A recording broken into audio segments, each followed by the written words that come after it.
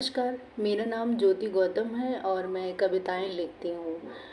मैं अपनी कविता प्रस्तुत करने से पहले साहित्य के बारे में कुछ बताना चाहूँगी। साहित्य मतलब समाज का हित। ऐसी तहरीर, लिखावट जो समाज का हित करे, उसको बेहतर बनाए। नहीं तो क्या फ़र्क है एक फूहड़ रचना में और साहित्य में। अब मैं आप सबके सामने अपनी स्वरचित कविता तूफान में भी जलता दीपक हो प्रस्तुत करूँगी।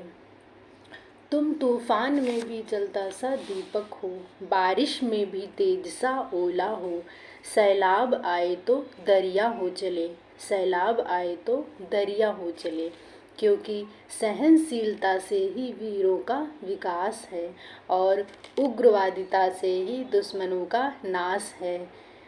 गम में भी जो टूटे नहीं, खुशी में भी जो बहे नहीं, गम में भी जो टूटे नहीं, खुशी में भी जो बहे नहीं। हर हालात को स्थिर रखना, हर मुश्किल में डटे रहना। तूफान में भी जलता रहे वह दीपक है सैनिक। तुम पार कर जाते हो समुद्र की हलचलों को, तुम पार कर जाते हो समुद्र की हलचलों को। निखर कर आते हो मोती की तरह, निखर कर आते हो मोती की तरह।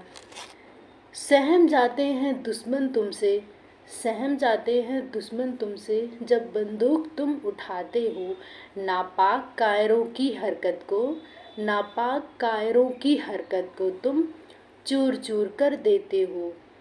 तुम पर अभिमान है, तुम पर अभिमान है, तुम पर दुआओं की बौछार है।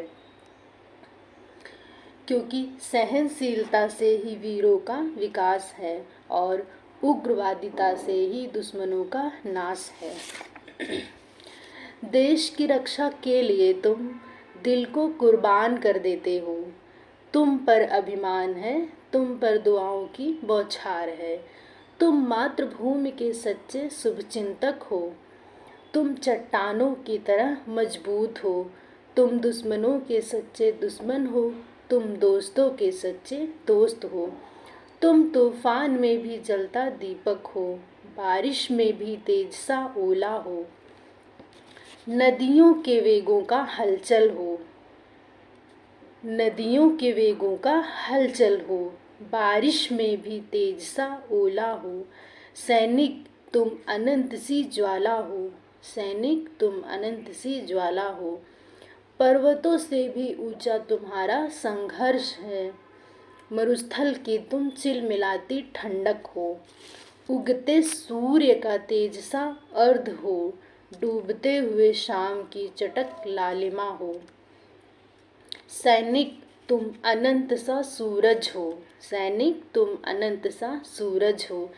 तुम पर अभिमान है, तुम पर अभिमान है, तुम पर दुआओं की